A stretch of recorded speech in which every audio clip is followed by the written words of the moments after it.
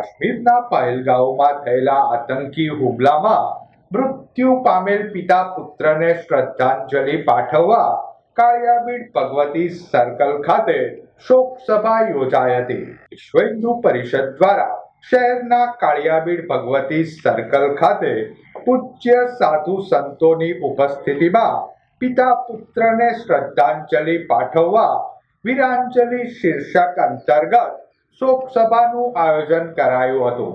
કાર્યક્રમ દરમિયાન ઉપસ્થિત સંતો મહંતોએ આતંકવાદી હુમલામાં મૃત્યુ પામેલા પિતા પુત્રને શ્રદ્ધાંજલિ પાઠવી હતી।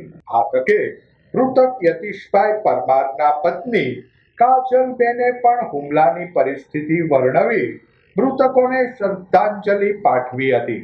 કાર્યક્રમ વેળા વિશ્વ હિન્દુ પરિષદના આગેવાનો સ્થાનિક રહીશો બહોળી સંખ્યામાં ઉપસ્થિત રહ્યા હતા। પ્રાર્થના કરું કે એમના આત્માને શાંતિ આપે। વિનોદભાઈ ડાભી પણ આપણી વચ્ચે ઉપસ્થિત છે। મોદીને વંદન કરવાનું મન થાય। અમારા ઘનશ્યામસિંહ ગોહિલ ત્યાં મળ્યા, મન કે આજ સુધી બાપુ અમને પહેલાની સરકારમાં અમને કોઈ દિવસ હથિયાર ઉગામવાની છૂટ નહોતી। ઇઝરાયલની આજુબાજુ દુશ્મનો છે એને ખબર છે। ઇઝરાયલ દેશની આજુબાજુ દુશ્મન દેશ છે ખબર છે। ભારતને અંદર આપણે જરા પ્રવેશ કરીને ગમે એવી ખરીદી કરીને આવતા રહીશું। કોઈને અહીંયા 5, 10 કે 15 વીઘા જમીન નથી એટલું યાદ રાખજો। માત્ર ને માત્ર હિન્દુઓ માટે એક દુર્ઘટના ઘટી। એક આંખની અંદર દુઃખ છે, પણ એક આંખની અંદર હર હંમેશા